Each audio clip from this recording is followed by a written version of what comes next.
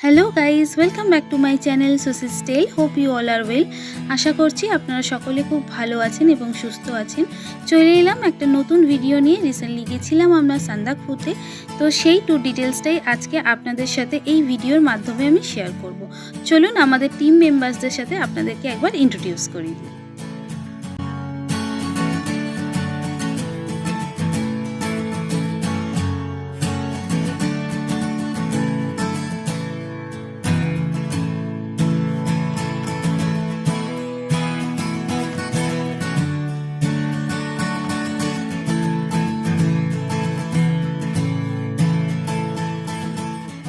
Hello everyone, আমি সুস্মিতা আবারও চলে এলাম সান্দাকফু ট্যুর ভিডিওর পার্ট 4 নিয়ে। আর সান্দাকফু ট্যুর ভিডিওর এটাই কিন্তু লাস্ট পার্ট হবে, যেখানে আমি ডেসক্রাইব করব 4 নাইট 5 ডেজে কীভাবে সান্দাকফু ঘুরে আসতে পারেন আপনারা। আগের ভিডিওতেই আমি মেনশন করেছি মানেভঞ্জন থেকে আমরা গাড়ি নিয়ে চলে এসেছিলাম লেপচা জগতে। আর মানেভঞ্জন টু লেপচা জগতের ভাড়া নিয়েছিল 1300 টাকা। প্রায় 2:30 নাগাদ আমরা হোমস্টেতে পৌঁছাই। আর এটা হলো হোমস্টে ডাইনিং এরিয়া। ফ্রেশ হয়ে এবার চলে এলাম, এখন প্রায় 3:30 বাজে। এবার আমরা লাঞ্চটা করে আমরা একটু বাইরে বেরোনোর চেষ্টা করব। আর দেখুন, একদম পাইন ট্রিজের অপোজিটেই কিন্তু রয়েছে আমাদের হোমস্টে। হোমস্টের নাম হচ্ছে দিয়া হোমস্টে। আর এটা আমাদের হোমস্টের পিছন দিকটা। এখানেও বেশ ভালো ভিউ, তবে ফ্রন্ট ভিউটা বেশি ভালো। চলুন লাঞ্চ কমপ্লিট করে ফেললাম আর আপনাদেরকে একটু রুম ট্যুরটা দিয়ে দিই। আর লাঞ্চে ছিল ভাত, ডাল, একটা ভাজা, সঙ্গে সবজি, আর তার সঙ্গে ছিল ডিমের কারি, পাঁপড় রয়েছে। আর আপনারা চাইলে আপনাদেরকে পেঁয়াজ, লঙ্কা, আচার কিন্তু ওরা প্রোভাইড করবে। আর এটা ছিল আমাদের রুম। এখানেও আমরা শেয়ারিং রুম পেয়েছিলাম, আর বাকি আরও সিঙ্গেল শেয়ারিং সব মিলিয়ে মিশিয়ে নিয়েছি। রুম কিন্তু খুবই ওয়েল অ্যান্ড অর্গানাইজড, পরিষ্কার পরিচ্ছন্নও ছিল। আর সব জায়গায় পাহাড়ে আসছি মানে আপনারা বুঝতে পারছেন যে অ্যাভেলেবিলিটির ওপরে কিন্তু ডিপেন্ড করে আমাদেরকে থাকতে হয়। তো চলুন, প্রায় সন্ধে হয়ে গেছে। আমি চেষ্টা করব একটু সন্ধ্যের ভিউটা আপনাদেরকে দেওয়ার। আমরা খাওয়া দাওয়ার পর একটু হাঁটতে বেরিয়েছিলাম, আর পাইন ট্রিজের মাঝখানে এসে ভীষণ ভালো লাগছে, খুবই নস্টালজিক লাগছে। কারণ আগেরবারে আমি যখন এসেছিলাম তখন একরকম ভিউ পেয়েছি, আর আজকে আরেক রকম ভিউ, যদিও বা এখন সন্ধে হয়ে গেছে।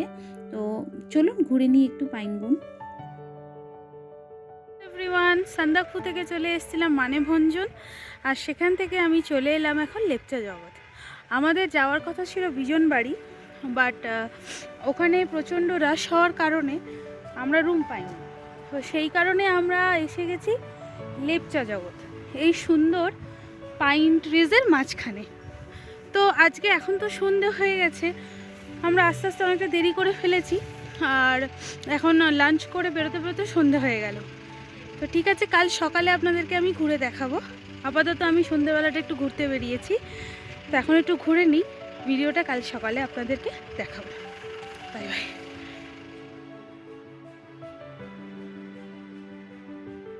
Good morning everyone. সকাল হয়ে গেছে, আমরা সকালে ফ্রেশ হয়ে নিয়েছি। এবার বেরিয়ে পড়লাম রেডি হয়ে পাইন ট্রিজের মাঝখানে ঘুরতে যাব। আর এটা হচ্ছে আমাদের হোমস্টে, যেটা ভিউটা আপনাদের সাথে একবার শেয়ার করে দিলাম। তার অপোজিটেই রয়েছে একদম পাইন বন, যেখানে একটা অসাধারণ ভিউ পাওয়া যায়। কাল তো আমরা বুঝতে পারিনি, কিন্তু আজ সকালে উঠে যখন দেখলাম এত সুন্দর ক্লিয়ার স্কাই আর সানি ওয়েদার, তো নিজেদেরকে আর রেজিস্ট করা গেল না। তো চলুন সকাল সকাল বেরিয়ে পড়লাম। এখন প্রায় ওই 7টা বাজে। এবারে আমরা যাব। এখানে কিন্তু একটা ভিউ পয়েন্ট রয়েছে, যেটা কাল সন্ধেবেলা আমরা বুঝতে পারিনি। তো চলুন এখন হাঁটতে হাঁটতে পাইন বনের মাঝখান থেকে আমরা যাই সেই ভিউ পয়েন্টে।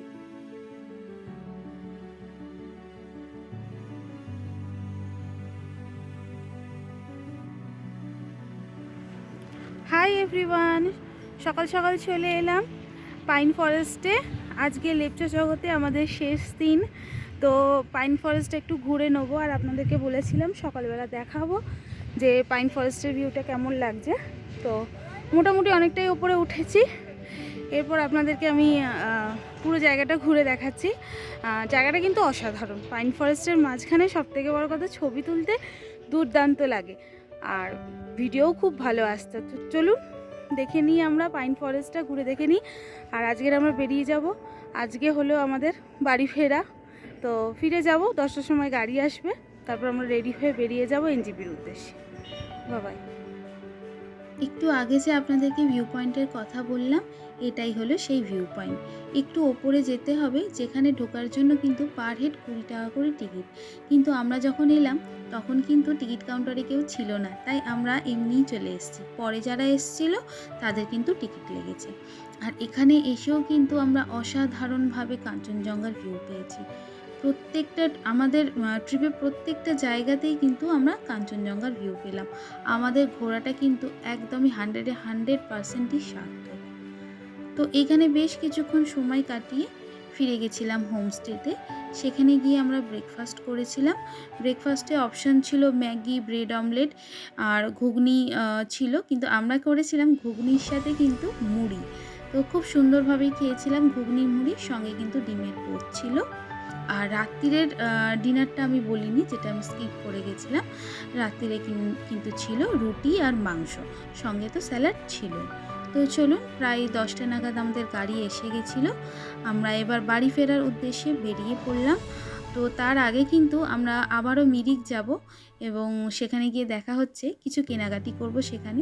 তো চলুন যাওয়া যাক। এবার চলে এলাম সীমানা ভিউ পয়েন্টে। আর এই পার থেকে ওপারে দেখা যাচ্ছে, ওপারে হচ্ছে নেপাল, যেখানে একটি ছোট্ট গ্রাম এখান থেকে ভিজিবল হয়। খুব সুন্দর একটি ভিউ পয়েন্ট। এখানে কিন্তু মার্কেটও রয়েছে, আপনারা কিন্তু চাইলে কেনাকাটিও করে নিতে পারেন এখান থেকে। তো চলুন, এখান থেকে বেরিয়ে এবার আমরা যাব মিরিকের উদ্দেশ্যে। তো লেপচা জগতের কিন্তু রাত্রির দিকে বেশ ভালোই ঠান্ডা ছিল। সকালের দিকটা মানে দুপুরের দিকটা যখন আমরা এসেছিলাম তখন মোটামুটি ঠান্ডা ছিল, কিন্তু যত রাত বেড়েছে তত কিন্তু ঠান্ডাও বেড়েছে। ওখানে মোটামুটি মাইনাসে যায়নি, ওই ধরুন 3-4 মানে উইদিন 5-এ আপনাদের ছিল বেশ ঠান্ডা। তো এখানে ঠান্ডাটা কিন্তু কমফোর্টেবল ছিল। আর আমরা কিন্তু লেপচা জগতের দিনটা একটু রিল্যাক্সিংয়ে রেখেছিলাম, কারণ পুরো জার্নিটা আমাদের এতটাই ট্রাভেলিং হয়েছে, তাই ওই দিনটা একটু রেস্ট নিয়েছিলাম।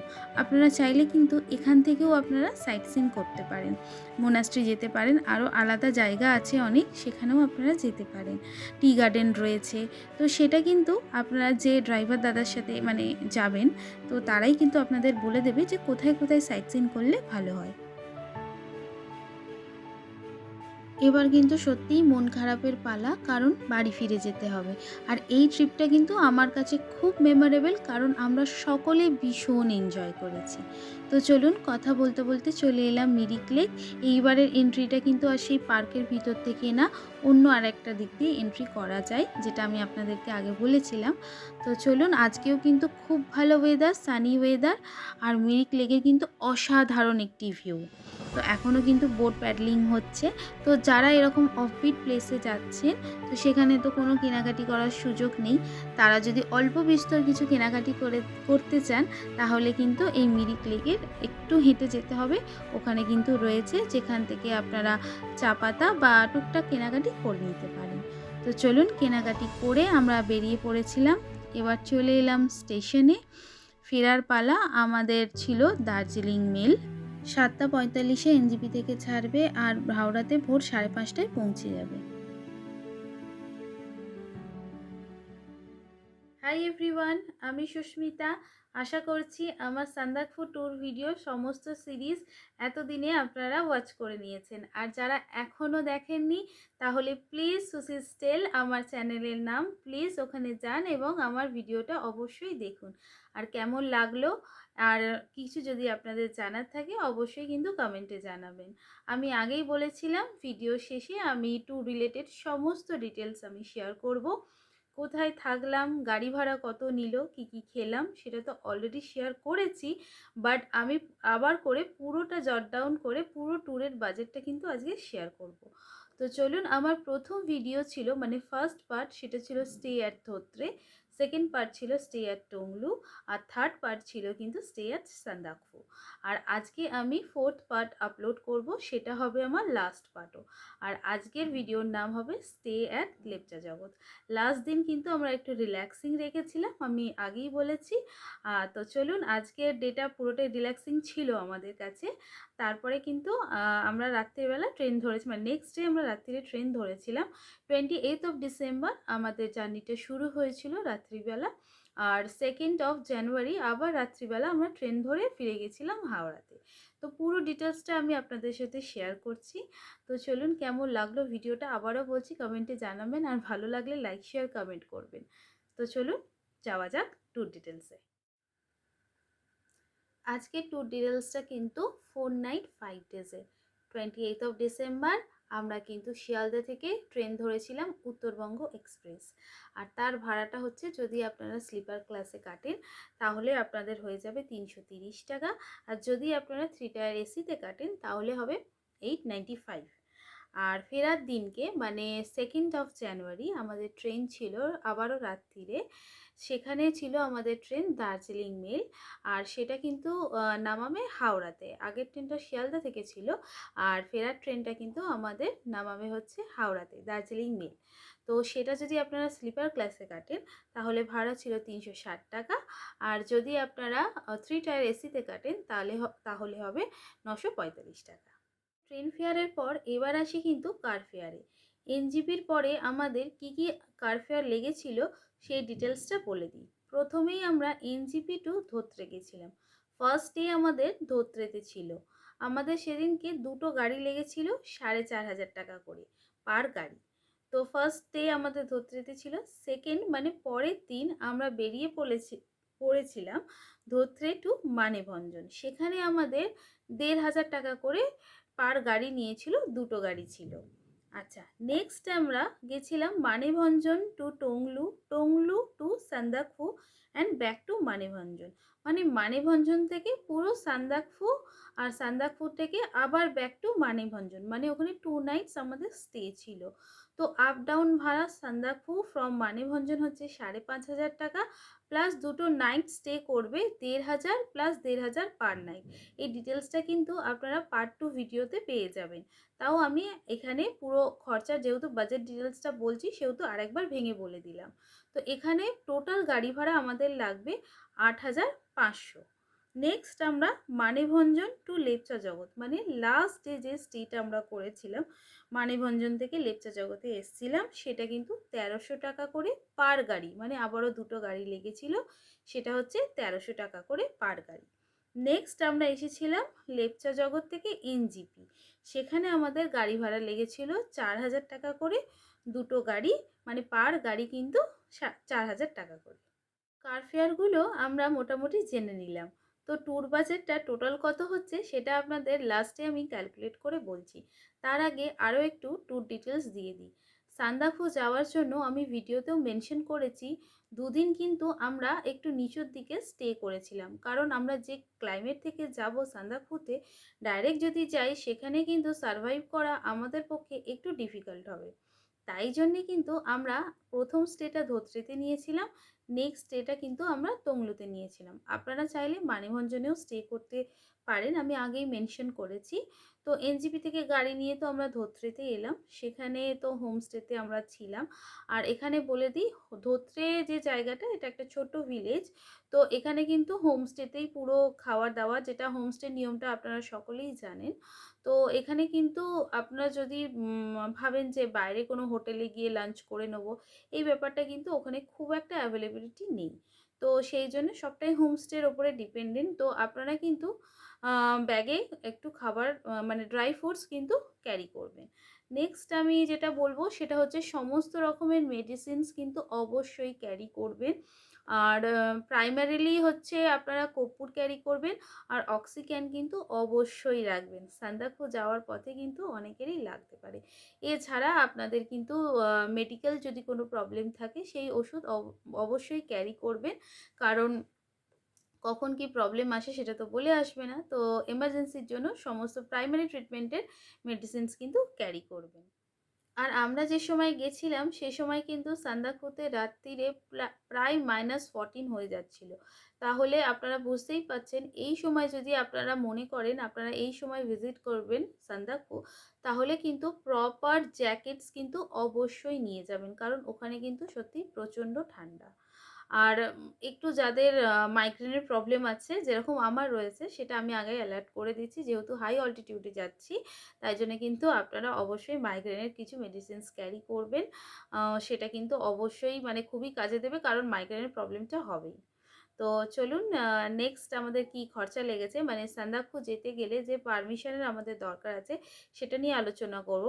তার আগে বলে দিই যে আমরা মানেভঞ্জন থেকে যে গাড়িগুলো বুক করেছিলাম, প্রথমে তো আমরা দুটো বোলেরো নিয়েছিলাম। তো যেহেতু আমাদের মেম্বার বেশি ছিল তাই জন্য পরে একটা চেঞ্জ করেছিলাম, যেটা ল্যান্ড রোভার নিয়েছিলাম। তো কমফোর্ট জার্নি যদি আপনারা চান তাহলে কিন্তু আপনারা বোলেরো নেবেন, আর যদি একটু সেই ল্যান্ড রোভারের ফিলিংসটা চান তাহলে কিন্তু ল্যান্ড রোভার নিতে পারেন। বাট দুটো যদি কম্পেয়ার করি, কমফোর্ট কিন্তু বোলেরোতেই রয়েছে। আর চলুন এবার পারমিশনের কথাটা বলি। সান্দাকফুতে কিন্তু পারমিশনের জন্য, মানে যেহেতু আমরা সিঙ্গালিলা ফরেস্ট থেকে পাস করব আর এটা ইন্ডিয়া নেপাল বর্ডার, তাই কিন্তু আমাদের একটা পারমিট লাগবে। তার জন্য আমরা মানে যতজন মেম্বার যাবেন ইনক্লুডিং বেবি সবারই কিন্তু আধার কার্ড অর ভোটার কার্ড যার যেটা আছে, অবভিয়াসলি এটা কিন্তু অরিজিনাল কপি আর একটা জেরক্স কপি ক্যারি করবেন। আর এখানে কিন্তু পারমিশনের জন্য যে ফর্মটা দেবে সেখানে কিন্তু 10 টাকা করে নেওয়া হবে। আর পার হেড পার ডে, মানে যে যাবেন সান্দাকফুতে সেখানে কিন্তু পার হেড পার ডে 200 টাকা করে নেওয়া হবে, আর পার গাড়ি কিন্তু 480 টাকা নেওয়া হবে। এটা কিন্তু পুরোটাই পারমিশনের জন্য। চলুন হোমস্টে রেটগুলো আপনাদের সাথে শেয়ার করে নিই। ফার্স্ট ডে আমাদের ছিল ধোত্রেতে, সেখানে পার হেড রেট ছিল 1250। সেখানে লাঞ্চের মেনুতে ছিল ভাত, ডাল, সবজি, পাঁপড় ভাজা আর ছিল ডিমের কারির সঙ্গে স্যালাড আর পিকেল। ইভিনিং স্ন্যাক্সে ছিল টি বা কফি, তার সঙ্গে ভেজ পকোড়া। আর রাত্রিরে ছিল রুটি, একটা সবজি আর তার সঙ্গে চিকেন। আর ব্রেকফাস্টে ছিল, মানে পরের দিন ব্রেকফাস্টে ম্যাগি ছিল আর তার সঙ্গে অপশনাল ছিল ব্রেড অমলেট। নেক্সট ডে আমাদের ছিল টংলুতে, সেখানে পার হেড রেট ছিল 1500 টাকা করে। সেখানে লাঞ্চের মেনুতে ছিল ভাত, ডাল, একটা ভাজা, তার সঙ্গে আরেকটা সবজি, ডিমের কারি, পাঁপড় আর স্যালাড আর পিকেল। আর ইভিনিংয়ে ছিল টি অথবা কফি, তার সঙ্গে ছিল ভেজ পকোড়া। রাত্রিরে ছিল রুটি, সবজি আর চিকেন। আর আপনারা চাইলে কিন্তু অন্য কিছু অর্ডার করতে পারেন, সেটা কিন্তু chargeable according to the availability. আর মর্নিংয়ের ব্রেকফাস্টে ছিল পুরি, সবজি, ডিম সেদ্ধ, স্যালাড। নেক্সট ডে আমাদের ছিল সান্দাকফুতে, যেখানে পার হেড রেট ছিল 1800 করে। বাট আমি এক্সট্রিমলি সরি, আমার পার্ট 3 সান্দাকফুর ভিডিওতে যে হোমস্টে রেটটা আমি বলেছি সেটা কিন্তু টংলুর রেট, সেটা আমি ভুলবশত ওখানে মেনশন করে ফেলেছি। বাট যেহেতু আপনাদেরকে আমি বারবার বলে রেখেছি আমার লাস্ট পার্ট ভিডিওতে আমি সমস্ত খরচার ডিটেলস দেবো, প্লিজ আমার লাস্ট ভিডিওটা ফলো করবেন। তো চলুন, সান্দাকফুর রেট একটু হাই ছিল, মানে 1800 পার হেড, কারণ ওটা একটু হাই অল্টিটিউডে ছিল। আর আপনারা বুঝতেই পাচ্ছেন অফবিট জায়গা, যেখানে এক্সট্রিম পজিশন থাকে সেখানে রেট তো বেশিই থাকে। তো চলুন, ওখানে লাঞ্চের মেনুতে ছিল ভাত, ডাল, সবজি, ডিমের কারি, স্যালাড আর পিকেল। ইভিনিংয়ে ছিল চা বা কফি, তার সঙ্গে ভেজ পাকোড়া। আর রাত্রিরে ছিল রুটি আর চিকেন। আর মর্নিং ব্রেকফাস্টে ছিল টি, আর তার সঙ্গে ছিল পুরি, তার সঙ্গে ছিল রাইস, মানে একটা ভেজ রাইস টাইপের ওরা তৈরি করেছিল। আর তার সঙ্গে ছিল ছোলা আর আলু দিয়ে একটা সবজি। লাস্ট ছিল আমাদের যেটা লেপচা জগৎ। লেপচা জগতে পার হেড আমাদের নিয়েছিল কিন্তু 1500 করে। আর সেখানে লাঞ্চের মেনুতে ছিল ভাত, ডাল, ভাজা, তার সঙ্গে একটা সবজি আর ডিমের কারি, আর সঙ্গে পাঁপড় ভাজা ছিল। আর ছিল হচ্ছে আপনাদের আচার আর হচ্ছে স্যালাড। আর ইভিনিংয়ে ছিল ভেজ পাকোড়া। আর ভেজ পাকোড়াটা আমরা একটু ওখানে মডিফাই করেছিলাম, যেখানে আমরা একটু ভেজ পাকোড়াটা অ্যাভয়েড করে ফ্রেঞ্চ ফ্রাইস নিয়েছিলাম, সেটা আমাদের রিকোয়েস্টে করে দিয়েছিল। আর তার সঙ্গে চা অথবা কফি ছিল। আর রাত্রিরে ছিল রুটি, সবজি আর চিকেন ছিল। আর মর্নিং ব্রেকফাস্টে এখানেও আমরা কিন্তু একটু অল্টারনেট করেছিলাম। ওরা কিন্তু বলেছিল যে আমরা ম্যাগি বা ব্রেড অমলেট নিতে পারি, যেহেতু আমরা রেগুলার এই বেসিসেই খেয়ে আসি তাই সেদিনকে আমরা একটু অল্টারনেট করেছিলাম। সেদিনকে আমরা খেয়েছিলাম মুড়ি, ঘুগনি, তার সঙ্গে একটা করে ডিমের পোচ। তো এই ছিল আমাদের হোমস্টের রেট। চলুন এবার নেক্সট আসি। আমরা যেদিনকে প্রথম দিন এসছিলাম সেখানে যে আমরা ব্রেকফাস্ট করেছিলাম, মানে এনজিপি থেকে টুয়ার্ডস যখন ধোত্রের দিকে আসছি, সেখানে একটা রেস্টুরেন্টে আমরা ব্রেকফাস্ট করেছিলাম। সেখানে আমরা কেউ চা নিয়েছিল, কেউ কফি নিয়েছিল, কেউ মোমো নিয়েছিল, কেউ থুপ্পা নিয়েছিল, কেউ চাউমিন নিয়েছিল। তো সেখানে অ্যাপ্রক্স রেট আমি বলে দিচ্ছি, সেটা হচ্ছে মোটামুটি আপনাদের 200 এর ভেতরে হয়ে যাবে। সেখানে আপনি চা, কফি, ওই মোমো ধরুন, থুপ্পা বলুন, তারপরে চাউমিন বলুন, অ্যারাউন্ড 200 এর ভিতরে আপনাদের সবটা হয়ে যাবে।